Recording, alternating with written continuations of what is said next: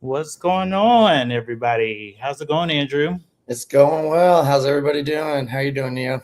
I am actually doing all right, bro. I went to a stretch class today. Or actually, I guess it's called Stretch Zone.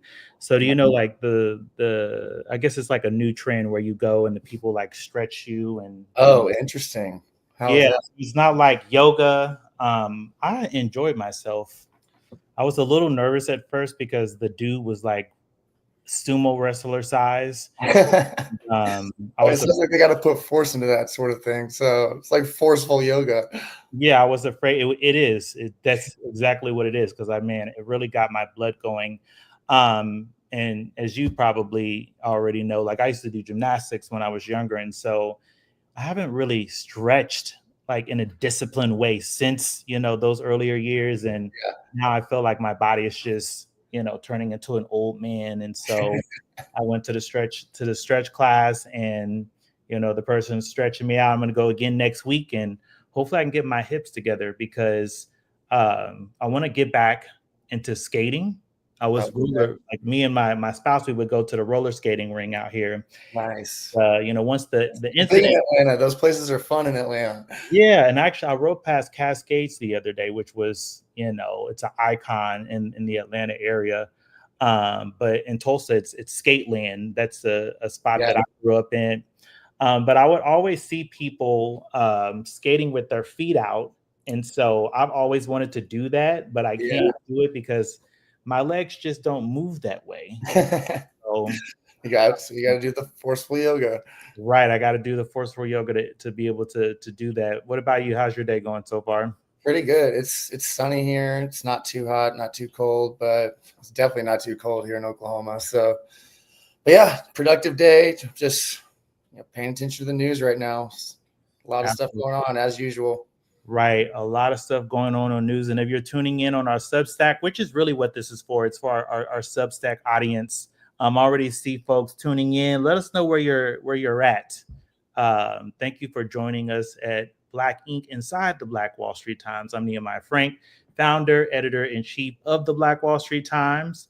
And this is my co-host today, Andrew, who is the marketing director at the Black Wall Street Times. So we got a busy day for y'all, a busy schedule, and I'm going to go ahead and just start jumping into the news. So on Monday, Director of National Intelligence Tulsi Gabbard made a major announcement. The U.S. government has just released 230,000 pages of files related to the assassination of Dr. Martin Luther King Jr. These documents have been sealed by court order since 1977, hidden from public view for nearly a century.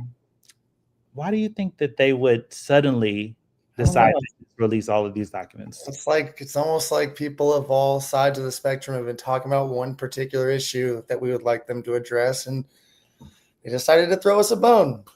But hey, I guess we'll take what we can get.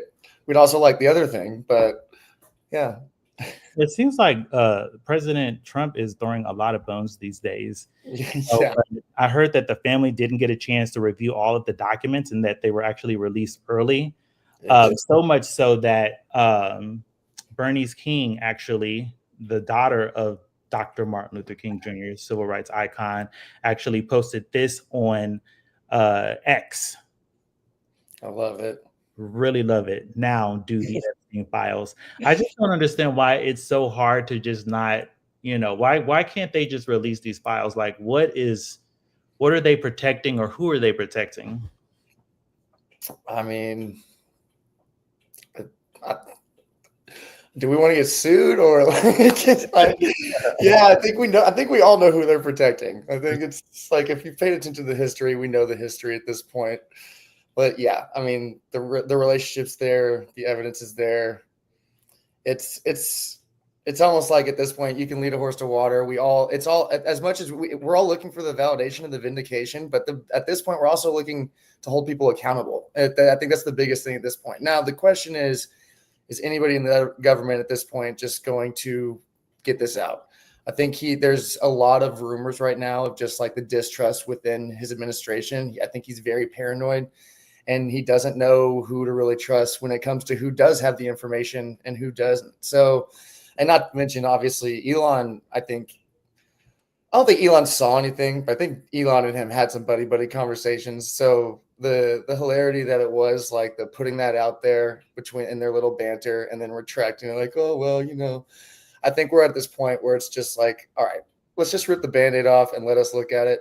But I haven't seen any updates recently about, wasn't it Ro Khanna that put forward the bill or legislation that was supposed to just like dump this? It was supposed to be all out there in the open. There's going to be no redactions, nothing. But I don't know if when it was getting voted on, scheduled on, anything at this point. So I know that was the conversation days ago. Well, honestly, I haven't really even been keeping up with that. But what I will say is I know that President Trump has been doing a lot of distracting lately. And one of them even being today in the White House. And that is today in the Oval Office, President Donald Trump stood next to Filipino President Ferdinand Marcos and did what he does best: deflect, distract, and divide, with the pressure mounting over the newly unsealed Jeffrey Epstein documents and his own DOJ's request to re-interview some of the folks that are involved with this case. Trump did what he does best. He deflected. And of course, yesterday he deflected with the MLK files. And I want to say it was today that he released a video, an AI video that is extremely troubling. And we're going to take a look at that. So let's take a look at it right here, guys.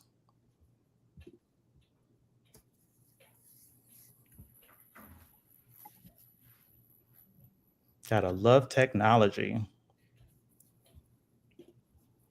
Right.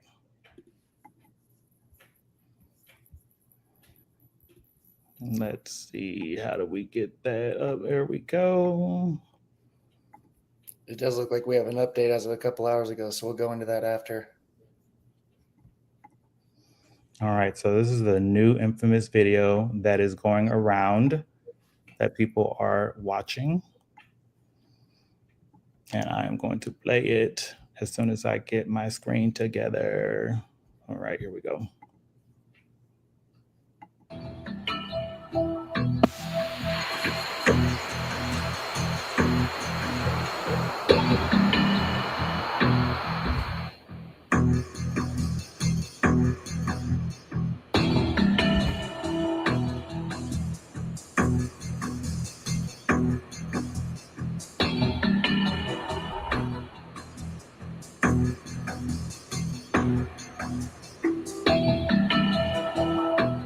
No one, especially the president, is above the law. No one, especially the president, is above the law. No one is above the law. No one is above the law. No one is above the law. Nobody is above the law. No one is above the law.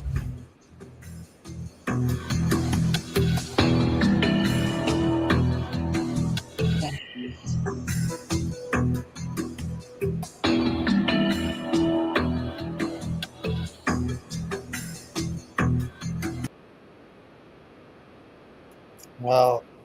Yeah, pretty crazy, bro. I don't understand why he is so obsessed with President Obama.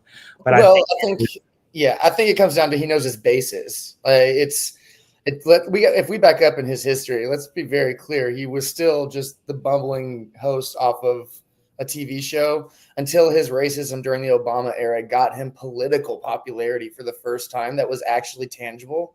And obviously the conversation circled early on in the 90s about him potentially running, but it wasn't actually viable until the racism during the Obama era actually came out in droves publicly and wanting to support somebody as audaciously racist as Trump has always been.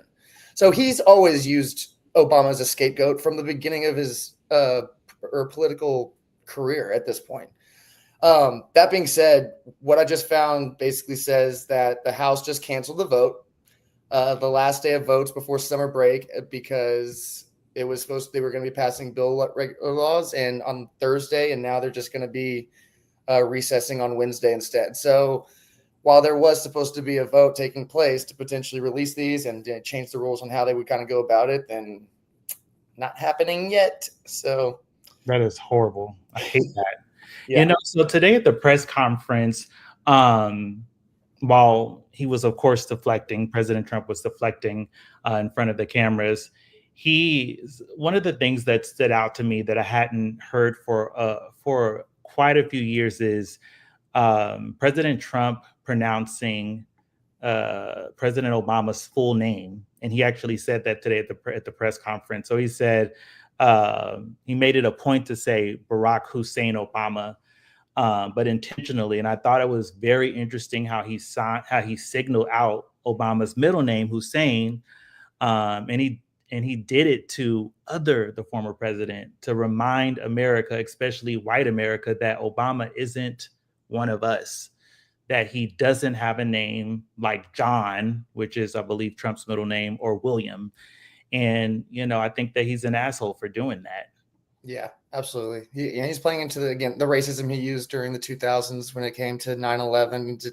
He's just tying it all up in the way that he's always packaged to distract from the pressure that's on him from not just the people against him, but his own base. His own base wants to see the Epstein files, and he is trying to just throw them every typical emotional gift that they've always enjoyed playing with to distract them like a shiny toy. So hopefully they focus and it doesn't work this time, and they can stay focused on, you know, his accountability and the Epstein files and everybody else that we all want to hold accountable.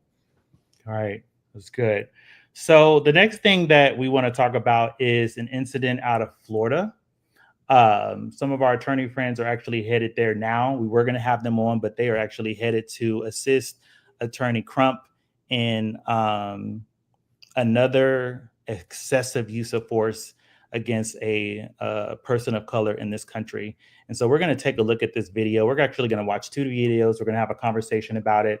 And then I also have a surprise that I want to talk with you, Andrew, about, and those who are watching. Something that I have to reveal to get off my chest that I have been waiting for a while. But let's go ahead and get this queued up. Let me see where it is. Just to give context on this video we're putting up, if you've heard about this whole Jacksonville incident, almost everybody very quickly saw on social media the video angle from inside the car, from the actual driver, and as they start breaking into the car, and then they argued that it was out of context. So we do have the body cam footage, and this video is going to be side by side with that footage that everybody's seen recently. All right.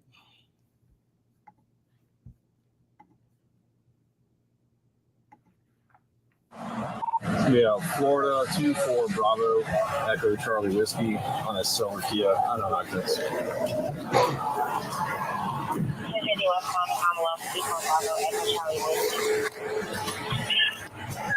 Yes, sir. Is there a reason why you're popping the door open like that? I don't have a window that works. Is there a reason that you're pulling me over? Yeah, absolutely. There's a reason why I'm pulling you over. For one thing, inclement weather, you don't have your lights on. 2 things, you're not wearing your seatbelt. It's daylight. I don't need the lights. And it's not weather. It's not raining. Oh, this is inclement. It's not raining. Okay, I'm not arguing with you. I'm telling you why I'm pulling you over. Give me your driver's license, registration, proof of insurance. No, call your supervisor. Why? Excuse me? Call your supervisor. Why did you pull me over? It's only 35. I'm properly driver. I've already told you. Why did you pull me over? Step out of the vehicle. No. Step out of the vehicle.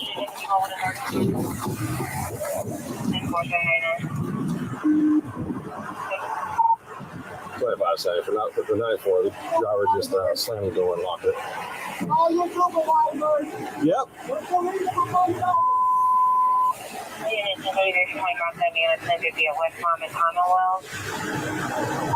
25 seconds. If anybody responded, come in from Commonwealth, block the vehicle, please.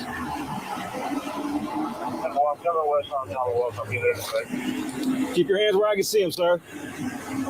My camera's on too.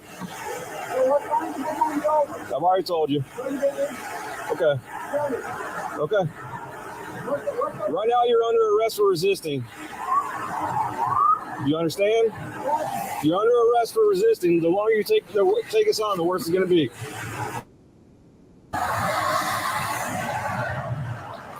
Keep your hands where I can see them, sir. Okay.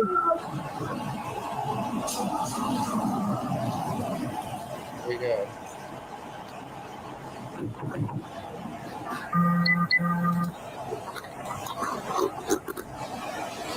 Sir, this is your last warning to open the vehicle and exit before we're going to break the window.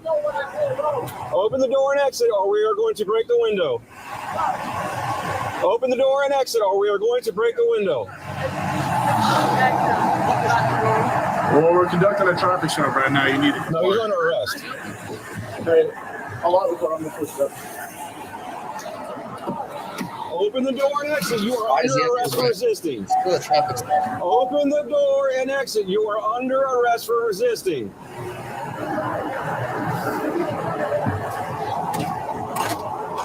Open the door and exit. You are under arrest for resisting. Open the door and exit. You are under arrest for resisting. Can you unlock the door and step out? I will. Can you step out? You're being done. There's a traffic stop being conducted. You're required to comply.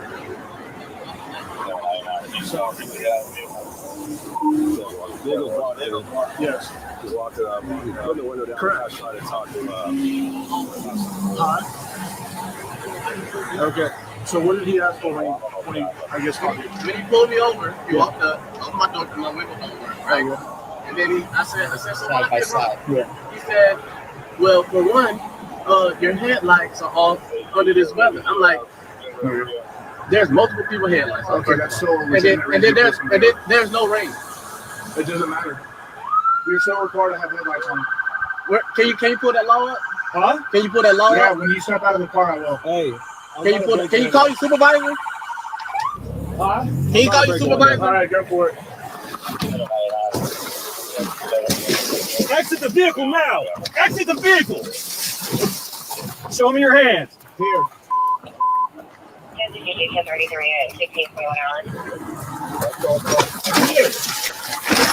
What is your reason, sir? What is your reason? Step out now. All right. No, don't fucking get on the ground. Put your hands behind your back! Hands behind your back! What's wrong with you? What do you mean? I was putting my hands behind my back. I was Ain't no talking now, man. Ain't no talking.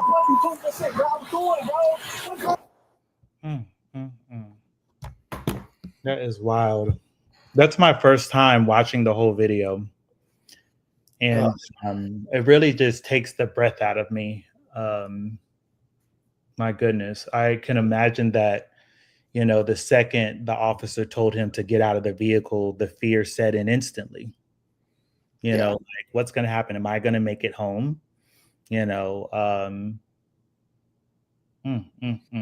Yeah, there's two things that always stand out to clips in this, or at least strategically, it seems like the police use. And again, I'm not a lawyer, but it just seems like it stands out is one, when they start to use this kind of back and forth about you're resisting. One, it's supposed to be resisting arrest, right? Like he's in the car just waiting to diligently understand why he's pulled over still. And now we're saying he didn't have his headlights on, but he's not resisting being pulled over. Like if he's at this point, he's allowed to have a conversation as a citizen back and forth. What is the reason where's the probable cause to pull him out of the car at this point? All I heard was it's raining outside and he doesn't have his lights on. So why do you have to pull him out of the car at all? Where's the probable cause in that at all? Because they immediately just jumped to he's resisting arrest when they had nothing to be arrested for. And so they always seem to use that without filling in the sentence because they're rushing to immediately seem like they had an arrestable offense, but they never did. What was the arrestable offense he's resisting? He's waiting to just find out more information. He's waiting for your supervisor, and you'll just skip over that. And he has the right to request a supervisor. I know that. You know, another thing that I found really interesting is, and I don't know if it was, let me just try to see if I can just kind of go back just a little bit to the other vehicle that had pulled up in front. Yeah. So right. if you notice the police officer that pulled directly in front of him, that officer did not have his headlights on. Right. When They he- even said, like, he said other people don't. He's like, it doesn't matter. So basically, this isn't like legally something that everybody has to be enforced on. You're just deciding that you want to pull me over because my headlights are off. And again, it is daylight. Like, why does he have to have his headlights on? Where's Yeah. that sign saying I have to have my headlights on right now? I think another thing too is he could have simply just said, "Hey, I need you to turn on your headlights." Right. Yeah. Yeah. That was such a simple command, would have avoided, you know, such a embarrassment really to this police department. But it would have saved this man from having to be to have to undergo this type of trauma that he's had. And so I want to bring to your attention, and I'm sure you probably have had incidents with police officers. My first encounter with a police officer was when I was 5 years old. And I was laying in the back of my parents' car. We were traveling, you know, a long distance. And I just remember waking up and seeing the police officers on both sides of the car approach the vehicle with their guns drawn. Mhm. And I remember how terrified I was as a 5-year-old seeing this. Like, I can close my eyes. I'm 42 now, but I can close my eyes and literally remember, you know, how I felt in that moment, how I felt unsafe, and how I felt that my parents' lives could be taken at any moment. Fast forward into the future, I have never, ever had unless the officer knew me personally, I have never had a positive encounter with a police officer whenever I've gotten pulled over. Never in my life. I remember there was this one lady who had a car accident. She couldn't speak English, and the officer was just going off on her. It's a white police officer. And, you know, I tried to step in to explain what I had seen and that it wasn't her fault. And he shouted at me and told me to get back in my car and drive away because he wanted to deal with the entire situation, you know, himself, like the control. He wanted to control that situation. I remember there was a time with my mom and we were on a road trip. This was like, I think it was like my first year being a teacher. And I wanted to take my mom to New Orleans. You know, it was her birthday, did this road trip. And I remember getting pulled over in Louisiana. I think I was going like 83 miles per hour in a 75, y'all.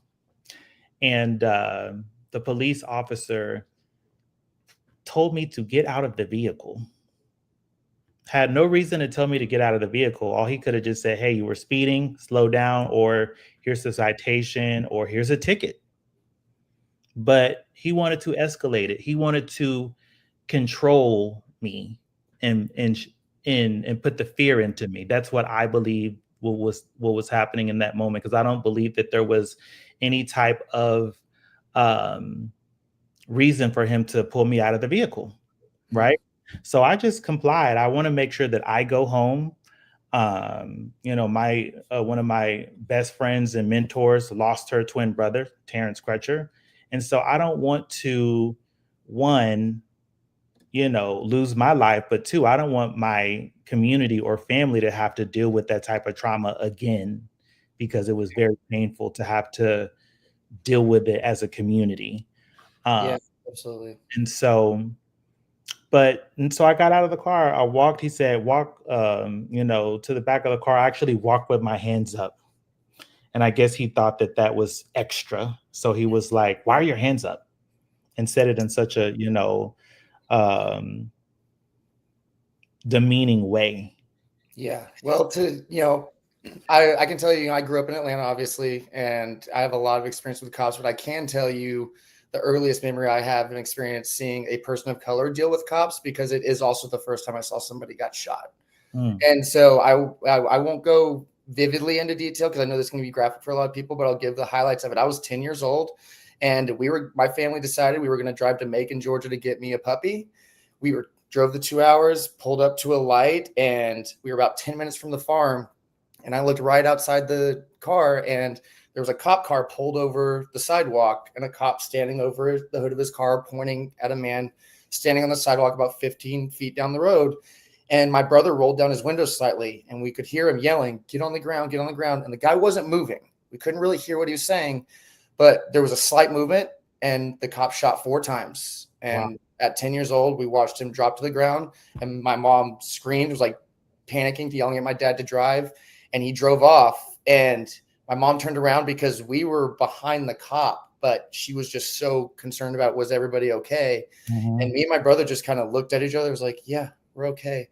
And her reaction immediately was like, "Oh my gosh, y'all are never playing videos again. I can't believe that didn't affect you more." But it was more, I think, just at 10 years old, we didn't register what we were seeing. And that memory has stuck with me for my entire life when it comes to talking to people about their stories with how they interact with cops. Because even to this day, I didn't see that person do anything that justified what I saw. That excessive Did he force. move slightly? But the subjectiveness of that was so harsh and life-altering, obviously, for at least one person, but something that could stick with anybody. And again, trauma for a community in so many different ways that it's just one of those things that you see over and over again. And again, I've had firsthand experiences as a white person. I've dealt with dozens of experiences with cops where they've taken it easy on me or the people I'm with. I've watched those firsthand. This is not subjective or like we've all know it's not just data. It's anecdotal for a lot of us who have just been in these communities. And it's important to acknowledge and hear the stories of the people that are on the harsher side of that, because downplaying it from the anecdote that, oh, a cop's nice to me is not enough in situations like this. There's way too much at stake when it comes to not just, again, anecdotes, but data. The data speaks for itself alone. And these cases are all too common. And that's why the second part about this video, if you want to pull it back up, we can, but was really that moment where as they immediately start punching him and pulling him out, they're consistently yelling, "Stop resisting." Yeah. And as much as they want to gaslight us in this clip, there's no gaslighting. He is not resisting. He is going to the ground. He is pulling to the ground. He is putting his hands behind his back. He is not resisting. And that they are saying it out loud out of training. They're not doing it because he's resisting. They know that is plausible deniability when they go to court on the body cam. The more it's moving around, the more chaotic it is, and they can yell that. And it's just something I think at this point, like, again, as society, we have to acknowledge it's taking place, and there has to be some accountability behind it. And them just downplaying like it was legally justifiable doesn't make it okay at all. Yeah. And so, as a reporter, we're both journalists. It is definitely difficult to write about these types of incidents, especially when you are a Black person or a Black man who has encountered this multiple times. You've seen it happen to other people in your community. You've dealt with it. But I wanted to show you a video. And this is the first time I'm actually talking to anybody about this besides my spouse. And of course, all of the people that are watching on Substack and across social media. You guys get to see this firsthand of me on my way back from Oklahoma. I had been gone from home for about 3 weeks, working in Oklahoma, working in Detroit. I think I went to DC for a week to try to do some policy advocacy work there. And then I came back home and I was getting homesick. So I was like, you know what, I'm going to go. It's time for me to go. I like to drive early in the morning. And so I went through Sallisaw and I actually got pulled over. And it was a horrible experience because the officer, again, told me to get out of the vehicle. This officer had no reason to tell me to get out of the vehicle. As soon as I got into this officer's car, the officer tells me, "I know that you have weed in the car. I can see it right now from here. My trunk is closed. Everything is, closed. It's still dark outside." And he just said, he said, "Why are you nervous?" And he kept asking me why I was nervous. And one, I'm a Black man, right? And I'm getting pulled over. It's like 5 in the morning, 4 in the morning. The sun is like the dawn is starting to break in the sky. And we're in Sallisaw. We're in a very white, rural part of the state. And I'm isolated. I'm by myself. I don't have anybody with me but my dogs. My dogs were in the car, and they're little tiny dogs. They're not even like, they're lap dogs, you know, a pug and a Yorkie. And I just kept thinking to myself, man, if he takes me, then, you know, what's next? But that officer was trying to escalate that situation with me. Yeah. Because he said, cut the shit. I know you're lying. I can see the weed in your car. I can see there's something tucked under. And so he said, mind if I search your car? By the way, I told the officer, I said, I don't even smoke weed. That's what I told him. And if he would have tested me, I would have been, you know, I would have been negative at that point. But actually I said, sure. Because the pressure of having to always be perfect as a Black person when it comes to the law is exhausting. And so this is a video of that, of him actually searching my vehicle. Hold on 1 second. Let me get that. If I can get it queued up. There we go. So when he decided to get out of my vehicle, he's going through all of my things. He swears up and down that he's going to find something, and he doesn't find anything. But my dignity is gone at that point. You know, it's like you're going through my suitcase, you're going through all of my things. Yeah, it's guilty until proven innocent at this point. Yeah, guilty until proven innocent. And I mean, you couldn't even smell weed. There was none of that. I was just trying to get home. I had been gone for work for 3 weeks. I actually attended my grandmother's funeral. But this is what it is to be Black in America. Like, how many times does this happen to Black folks every single day? And the police officers escalate the situation. There was no cause for him to go and search my vehicle. Yeah, or in particularly right now with ICE, people of color, of, you know, all sorts. It's just what we're dealing with right now in particular is escalating. See how he's lifting up? Like, he's really going hard, man. He's looking. And the fact that he cursed at me when I was in the vehicle, he just said, bullshit, I know you're lying to me. He actually said that to me. And I'll never forget, like, how that officer made me feel in that moment, because I didn't deserve that, you know. And there's a lot of gaslighting that does happen. And so we're actually going to watch that clip, and then we're going to end on a good note, y'all. Well, not only that, and again, not just gaslighting, they are legally allowed to lie to us. Like, they're allowed to set up the situation and try and get it to admission. And that's, I personally think that's completely not okay. But drop in the chat what you think. All right, so let's take a look and see what the sergeant actually said. So we're going back to Jacksonville, Florida. Okay. Yeah, this is the press conference.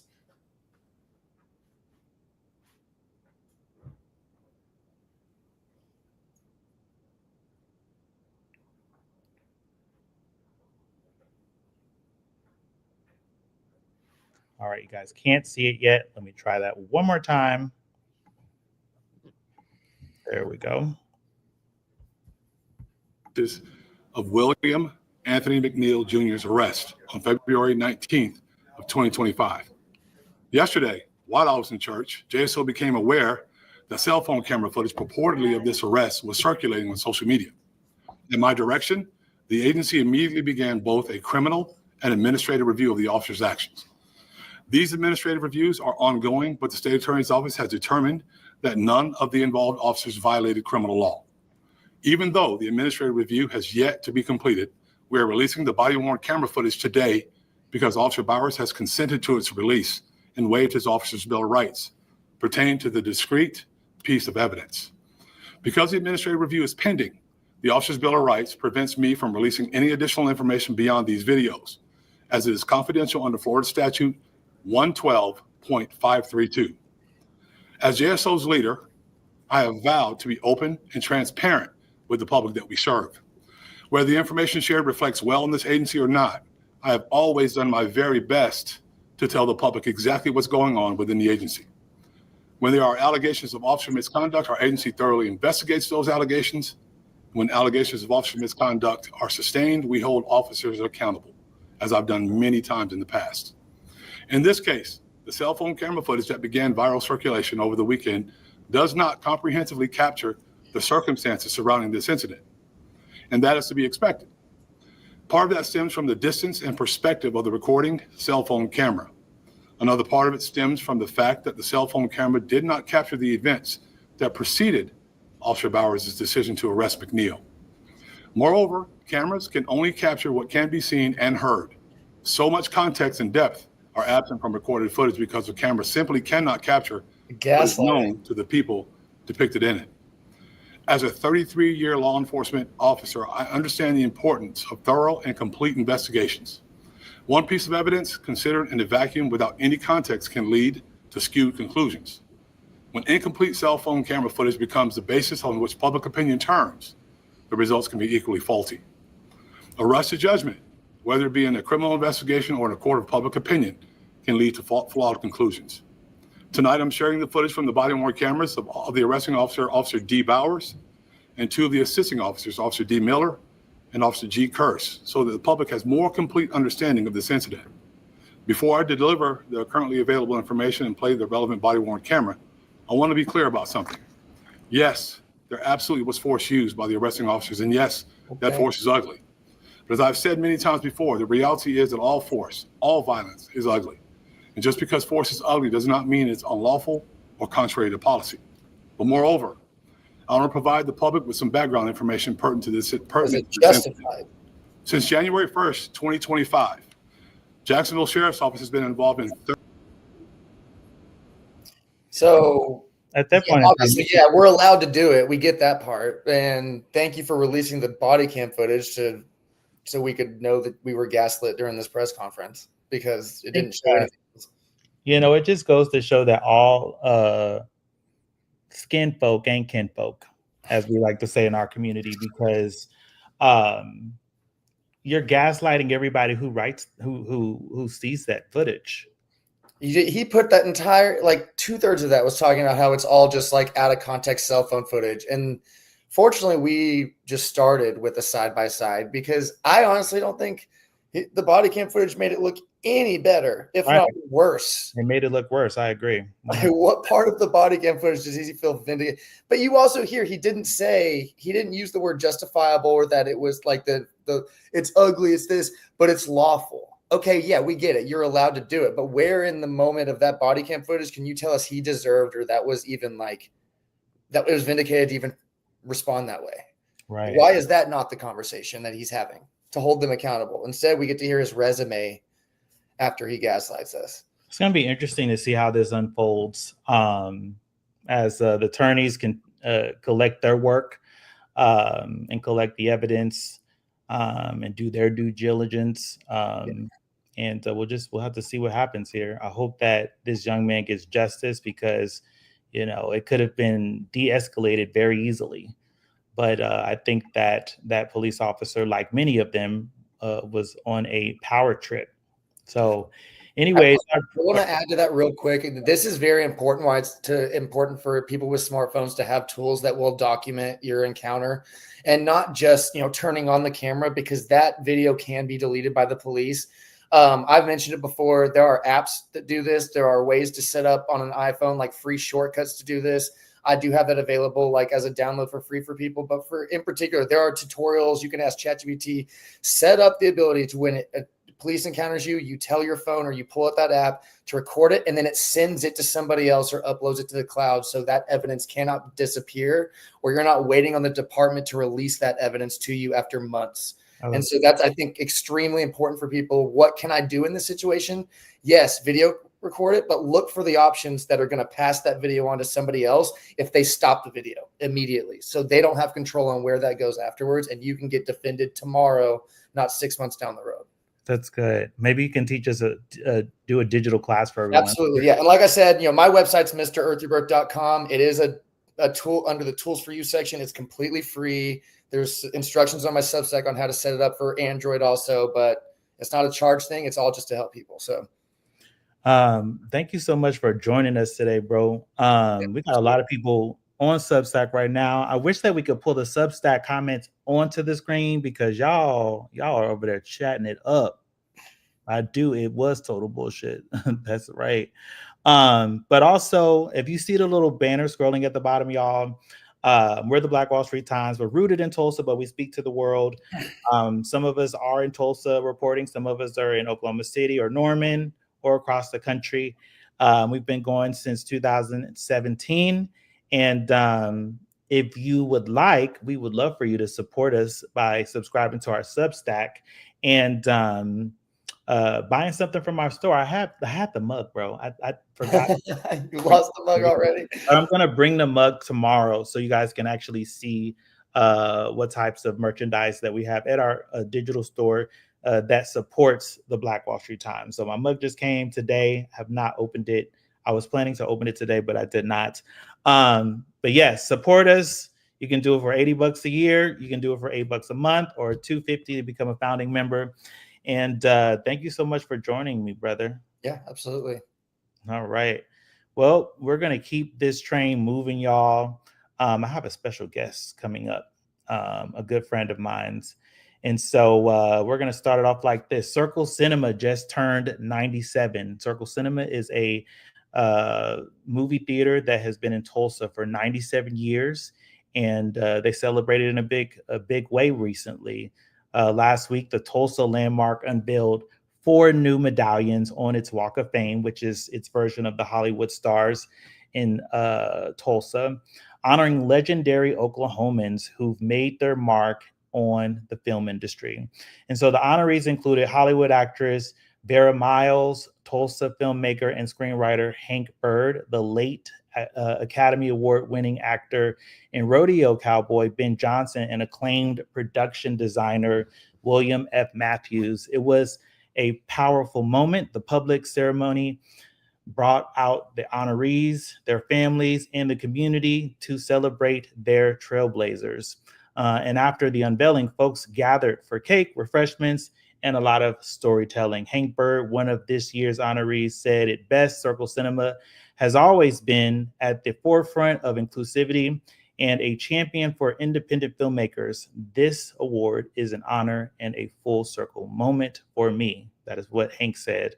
So the event was part of the annual Circle Cinema Film Festival, which continues to shine a spotlight on Oklahoma's deep roots in film and storytelling. And joining me in conversation this evening is Tulsa-based filmmaker Hank Bird. What's up, bro? Hey, bro. What's going on? I'm doing well. How are you? And congratulations on your award. Thank you so much, man. I'm doing well. Thank you. How did it feel to like see your name on the marquee and then to actually see your name printed in the stone, in the ground in Tulsa? Like, how did that feel? I know that had to have been. It was surreal. In a moment. It was a surreal moment. My first time going to Circle Cinema, I remember looking at the little Walk of Fame out front, and that was years ago. And I had said to myself subconsciously, hey, I'm gonna get my name out there one day, And I don't think I had made very many films at that point, but I was meeting with Clark, the owner of the Circle Cinema, and he met with me after I had won at Bare Bones Film Festival like a few nights before, and he wanted to meet me to see how we could get more African Americans into Circle Cinema to watch movies. And I said, well, you got to show us some stuff that we want to see. We're not going to come out for a French expressionist film or anything like that. We want to see certain things, but also was talking to myself like, well, I need to start making things that could be shown here at Circle Cinema and around Tulsa. So it was a twofold conversation. So from that meeting with Clark, I embarked on trying to make more films and films accessible to Black people, and the making of films accessible to Black people in Tulsa. That is good. So we're going to check out some of these clips, y'all, from Hank, so y'all can see how talented this brother is. So just give me 1 second, and we're gonna look at some of these films. We'll have some discussions about them. We'll start with the one that featured My Apartment. I don't know if you remember that, but I certainly remember I were in my apartment filming. Yes. I no longer have that apartment. Thank God. God has bumped me up. I moved to the west side, so Right. things are a little bit better now. But yeah, let's take a look. It was super surreal seeing all the cameras in my house that day.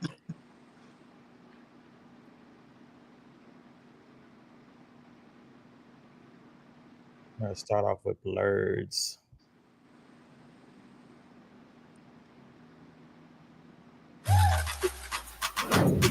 The owner of Grant Advertising has been arrested. It's okay, guys. Just a little misunderstanding. What the fuck is going on? Grant Advertising employed over 200 men and women whose jobs are uncertain. You got fired? Nigga, they can't fire me. They just dragged you out the building. It just looks like you got fired, so I'm saying. Hey, you remember that comic book that we started? Subatomic Sam. Yeah, Subatomic Sam. Yeah, what about? We should revisit that. So you mean to tell me that you want to start up a comic book? Yes. I'm talking about starting a comic book company. Do I look like I'm hurting for money? You tell me anything about money? Man, get the fuck out of my shop. It was good seeing you, man.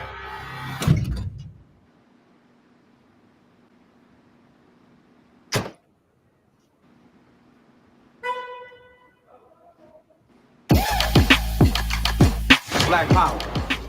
Black Power. Wow, that's crazy. I can't believe it's been just 5 years, really? 5 years, yeah, it's been a long time. That is insane how fast time flies. So if you hear my dogs barking, that is because my spouse just came home, and this is Substack, y'all. So this is not a television studio. I'm a real person. So yeah, but we got some other stuff, some other films.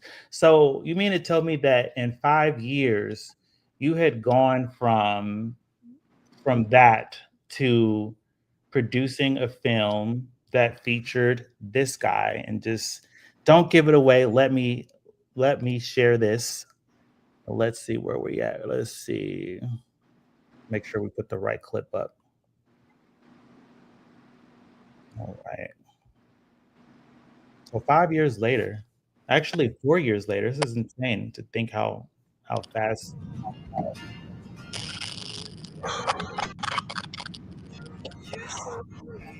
No thanks, detective. Insomnia, high blood pressure, anxiety. So you're one of those guys, huh? I'm a swig of bourbon, pills of weed in the morning type guy. That stuff will kill you too, but it's a lot more fun. Oh, I don't suppose either of you have a spliff or a stiff one on you. No, sir, we don't. Just tested. Good work, detective. Hey, listen, I didn't get any sleep on the plane. You mind if I close my eyes? Knock yourself out. Well, you scared of flying? No, I love it.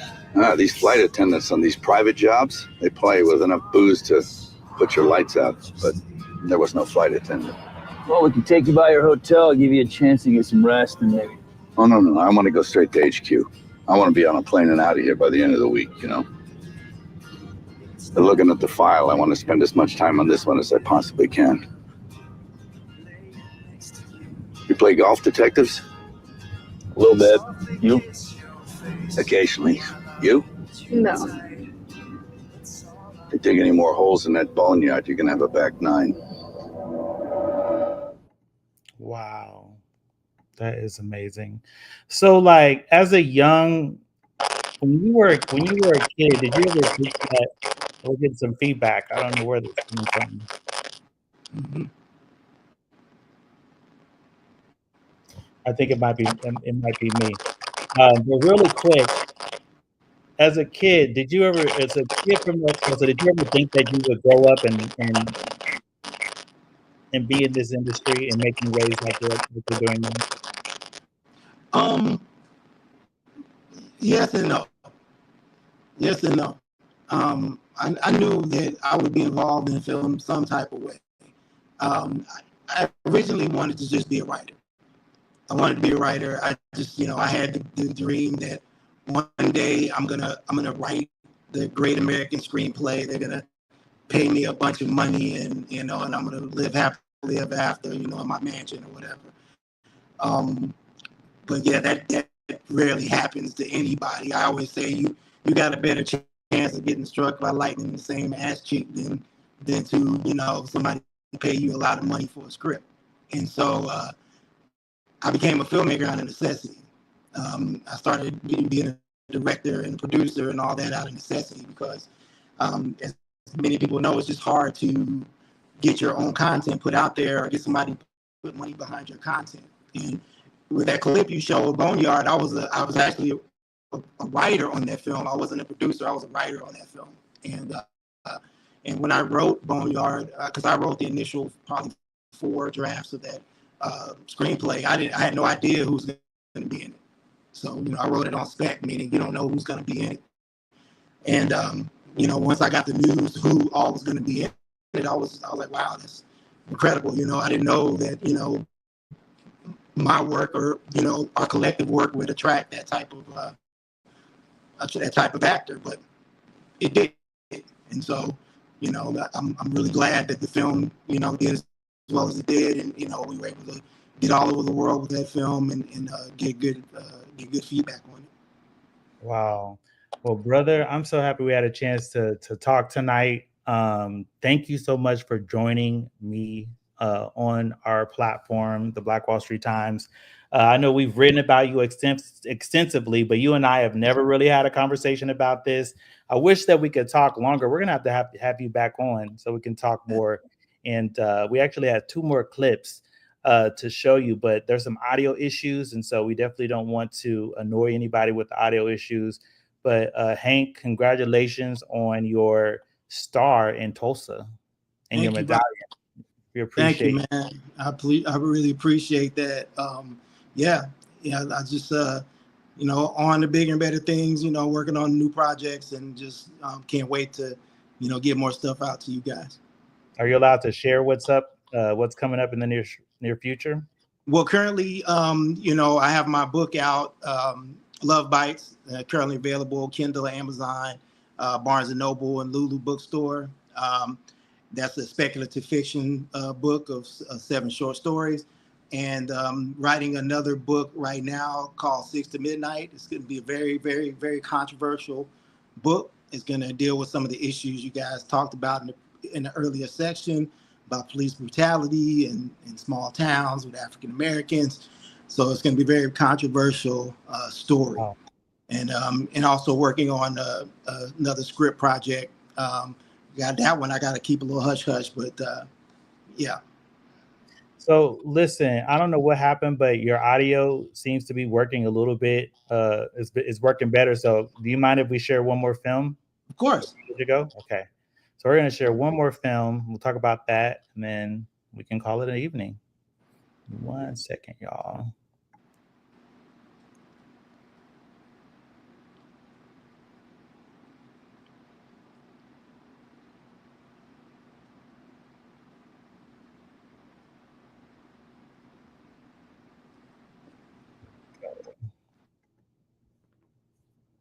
I think I want to have a baby. You think? I know. How we gonna live our best life? Objection! Overruled. So once you have kids, it's a wrap. What concessions did you ask for? I asked her for a threesome. Like 1, 2, 3? That is a contract. I want a baby. You want a threesome. Where I sign? I don't have a good feeling about this. Sex with your wife and another chick. That's like the unicorn of man. One in the middle. I'm a senior. I go to Millville High. Get that back in there. I'll pair you with one of my experienced dancers. Excited. I ain't no flower horse. Dark shop. You gotta be doing a threesome with a man. 1, 2, 3. Big D. Big D's popping tonight. Wow. It's amazing to know that, someone in our community is actually producing at this high level. You are inspiration for so many of us, bro. So what's that? So what is that film like? How does one go from, a dream to reality in this industry? That's brutal for a lot of folks. One, you don't quit. You don't quit. I just never quit. When I got started, most people fall off. Nehemiah, most people will fall off probably in the first 5 to 6 years. If it don't happen for them, they usually fall off. A lot of my comrades that I was in the screenwriting trenches with over a decade or more ago, they're not doing it anymore because it just didn't happen for them. And there's no such thing as overnight success. It just doesn't. It's not that way. It's just a lot of overnight failures that will lead you into success eventually. So yeah, it was a lot of networking. It was a lot of being of service to people. A lot of people, they get into the business, especially as a writer, and they're trying to figure out how can I get on and how can I get some money. When you need to look at it, how can I be of service? How can I help out a producer? How can I make myself available to work? And then those opportunities will come, and a lot came for me, just by helping out producers, touching up scripts, punching up scripts, doing some script doctoring, editing jobs. Those led me to the jobs that I wound up getting myself into. They recognized the skill, they recognized the work, and so when it was my turn, they put me out front. They put me in the game, and so that's why I am where I am today. I didn't quit. Mm-hmm. So listen, we got one more film, and the reason why I'm going to show this last piece is because we have a bunch of folks that are just hanging out on Substack, and now they're giving us a whole bunch of hearts because they're happy that we're continuing. So we're going to do this last one, and then we'll officially call it a night. Hold on, let's get this queued up.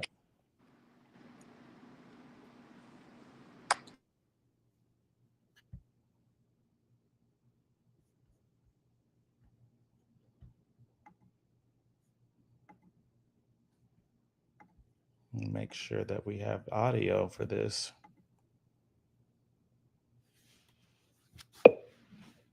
So certainly as I've gotten older, I see that men love us. They love our curves. Of course, again, relative, right?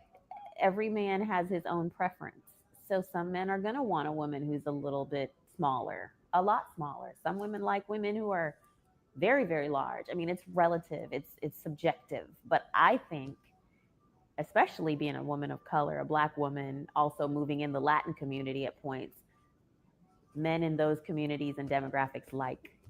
And yeah, I look around too sometimes, and I think, wow, a woman with curves is so beautiful. Not that women who are smaller aren't, but as I see women I can identify with, that helps me to be more confident and bold and say, wow, I can identify. Because it was that lack of identification, I think, in the past that limited me in my self-image and self-esteem in part. So now, yeah, I'm a lot more open with my sexuality, with being involved with a man and understanding that he will appreciate who Tennille is. Wow. So tell me, I do remember that film, and I remember the chatter in the social media world of Pride that Black women of different sizes, but mainly full size Black women, how good they felt, that you had taken time and made space for them to make such an incredible documentary. Do you want to talk a little bit about that before we? Yeah, that was my documentary, In the Thick, Conversations from the Plus Side of Life. And initially, I wasn't going to do it. I kind of got cornered by some of my plus size homegirls, and they were like, "You need to do a documentary about us."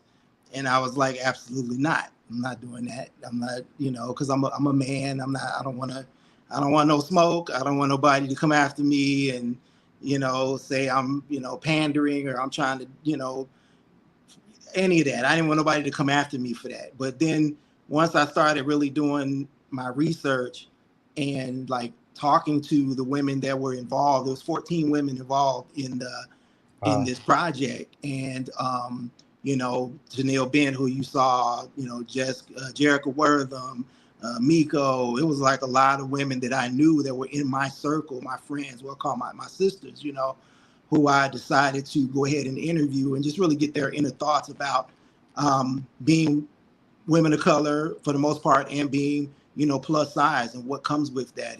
And what people don't understand is the average woman in the United States is a size 14, but we don't see that represented in popular media.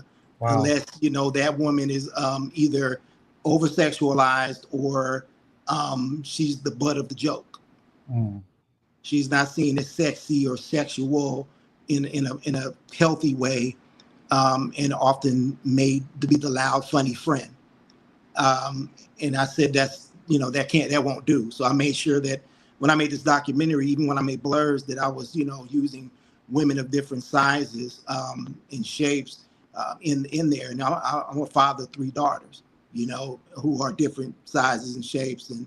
And I thought it was really important to, you know, give these women a voice and let them talk about, you know, sex and clothes and entertainment and what they see and culture. And I thought it was just real important to do that.